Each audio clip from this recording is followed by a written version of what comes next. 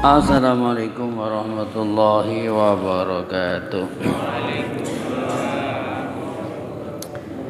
Bismillahirrahmanirrahim. Alhamdulillah rabbil alamin. Wa bihi nasta'inu ala umurid dunya waddin, wassalatu wassalamu ala asrafil anbiya'i wal mursalin sayyidina wa nabiyina wa maulana Muhammadin Allahumma shalli alaihi wa ala alihi wa sahbihi ajma'in, amma ba'du. Yang saya muliakan, saya hormati para bapak, para hadirin, para sepuh, bini sepuh, haji sepuh, dan seluruh kesepuhan, khususnya ketua DKM dan staf-stafnya, para hadirin semuanya. Alhamdulillah, tiada kata yang patut kita ucapkan melainkan puja puji syukur kehadirat Allah Subhanahu wa taala atas karunia-Nya, atas nikmat-nikmatnya yang telah dilimpahkan kepada kita.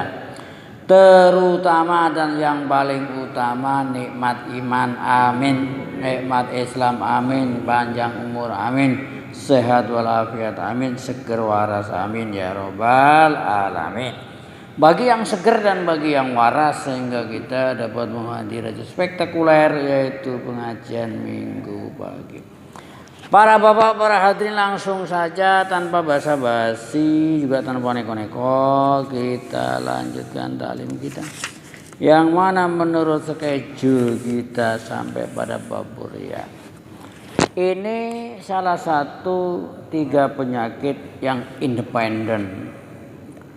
Barang siapa bisa mengatasi 3 penyakit ini, berarti bisa, insya Allah lain-lainnya bisa. Tapi kalau 3 ini kagak bisa, sulit untuk lain-lainnya. Oleh karena itu, qala al-musannifu rahimahumullah, nafa'ana bihi wa bi ulumihi fid dharain, amin.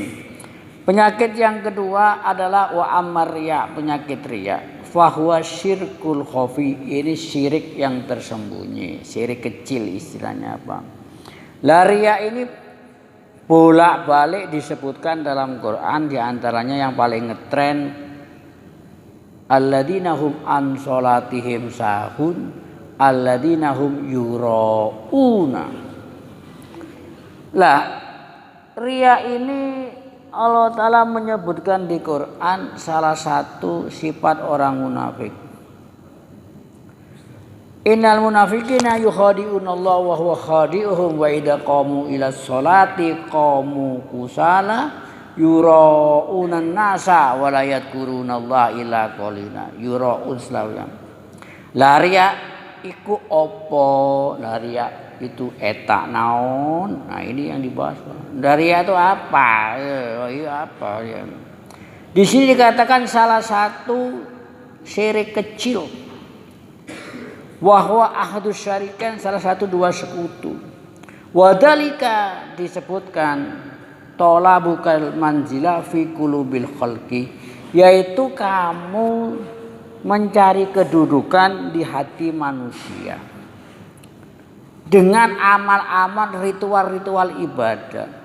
Sholat ya sholat, tapi apa pembangkitnya sholat?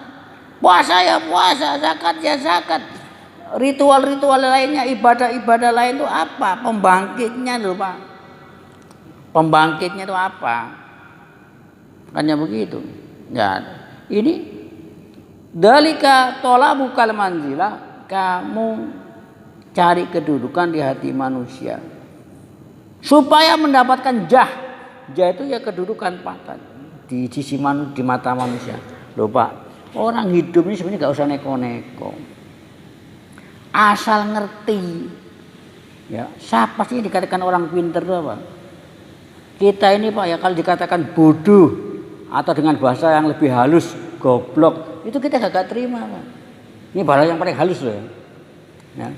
Kita gak terima. Kenapa? Kita merasa diri kita ini pinter. Sekarang pertanyaannya, orang yang pinter yang bagaimana coba? Saya mau tanya. Apakah yang bisa matematika? Apakah yang bisa fisika? Apakah itu orang pinter? Apakah yang bisa cari duit? Umpamanya. Yang bagaimana orang yang pinter? Orang pinter itu mayya'lam sirrul ijad. yang mengetahui rahasia untuk apa dia itu ada di dunia ini itu apa?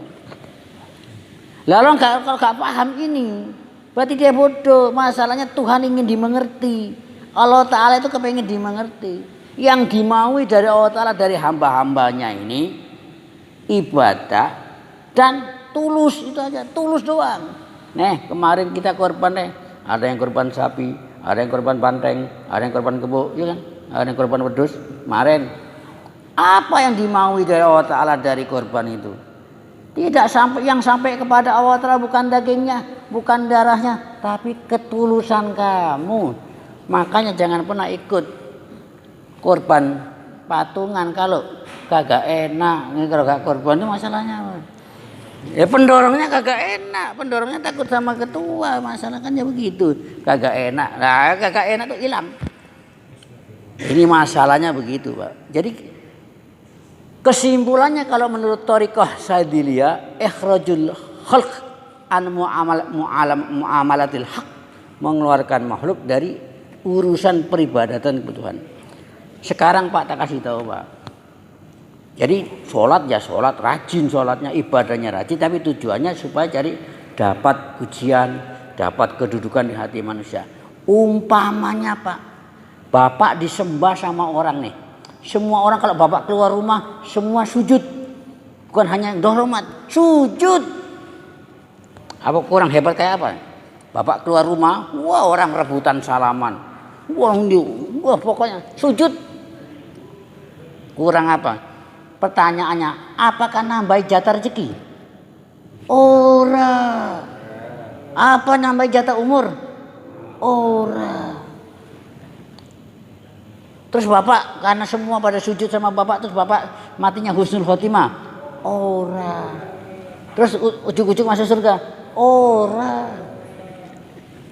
Nah, jadi manusia itu gak ada apa-apanya Pak. Manusia itu masalah.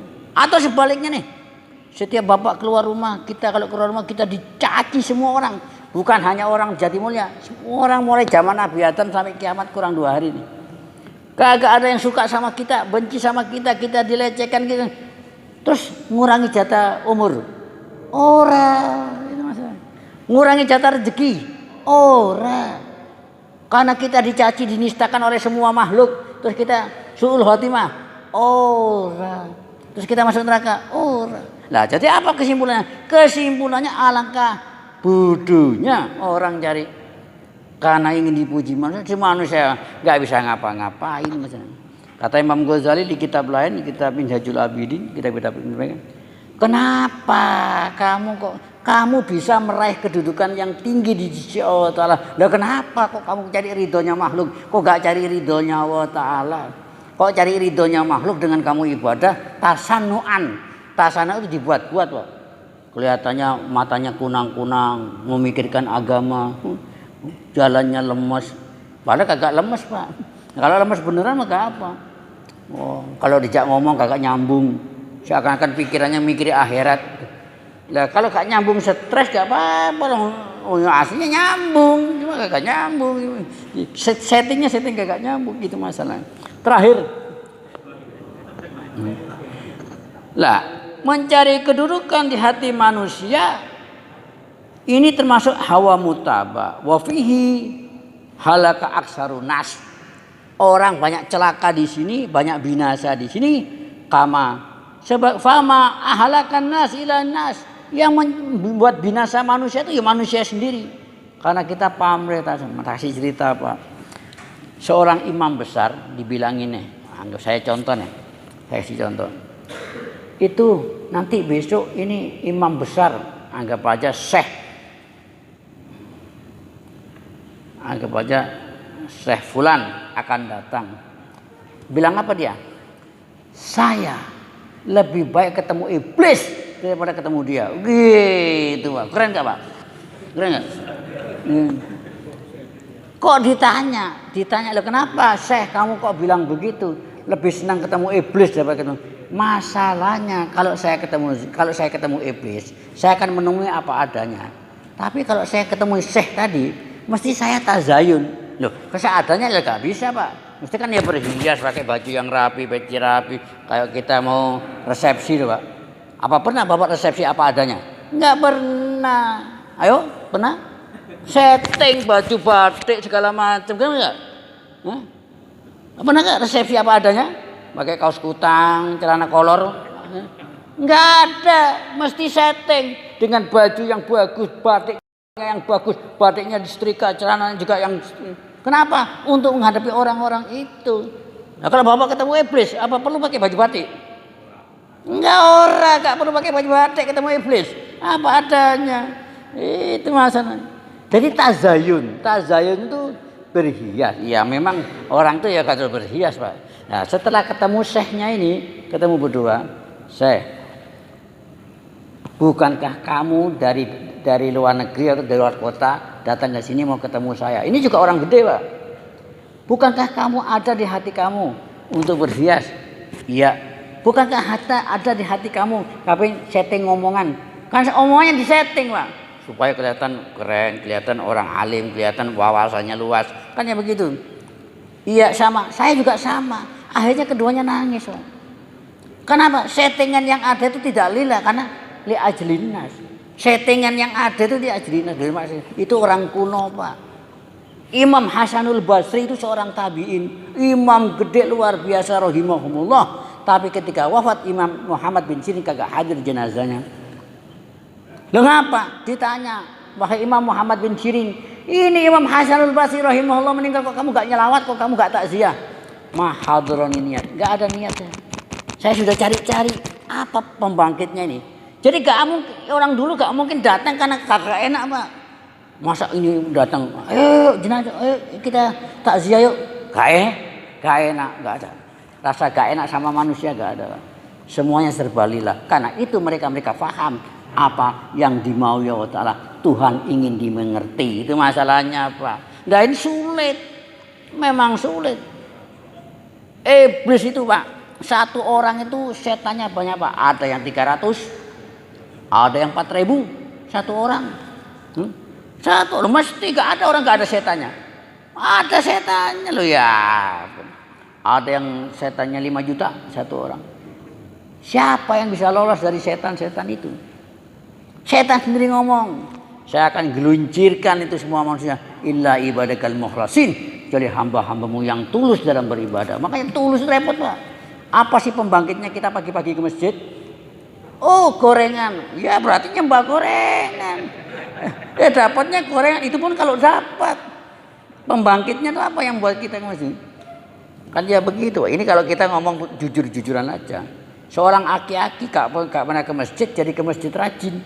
Kong ini ditanya, Kong, kok sekarang kamu kok ke masjid? Iya, masjidnya pasang AC sejuk. Nah, pembangkitnya itu AC-nya, Pak. Ini kalau AC-nya dicopot, seperti AC pemberian caleg, kalau gak jadi kan dicopot, diminta lagi kan. Ini gak ke masjid lagi, Pak. Kenapa? Gerah. Masalah itu masalahnya di situ, Pak. Wah, saya kepanjangan, Pak. Nah, makanya di sini diceritakan, di sini ada cerita, saya pangkas saja, cerita tentang syahid. Orang mati syahid, ditanya sama Allah Ta'ala, wahai hambaku, bagaimana kematian kamu di dunia? Saya mati syahid ya Allah, saya berjuang membela agamamu, kata dia. Ya. Kata Allah Ta'ala, ora, bal aratta ayyuqala innaka syuja'. Kamu gak begitu. Kamu yang membuat pembangkit kamu semangat perang itu karena kamu pengen dikatakan orang pemberani, dikatakan pendekar, pengen dimakamkan di makam Tahman Pahlawan Bulak Kapal. Kan ya begitu. Dan yang tahu siapa? Ya tahu kan Allah Ta'ala.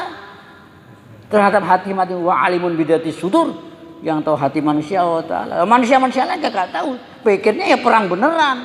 Luar biasa. Padahal itu saja. Maka diceritakan di zaman Nabi ada orang luar biasa, semua sahabat bilang dia masuk surga, orang. Karena tujuannya bukan membela agama. Asobiah kelompok, asobiah antar kaum itu pembangkitnya. Ya gak dapat apa-apa, konyol. Makanya innallaha la yu'aid haddadin bi rajulin fajir.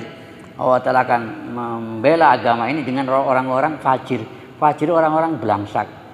Mereka bermanfaat bagi kita. Perangnya hebat, banyak musuh, banyak bunuh musuh, tapi dia sendiri ya, niatnya kagak benar, celaka di situ, Pak. Begitu juga diceritakan di sini orang haji. Oh saya haji, saya gini-gini nih. Oh enggak, kamu haji karena kepengen dipanggil Pak Haji.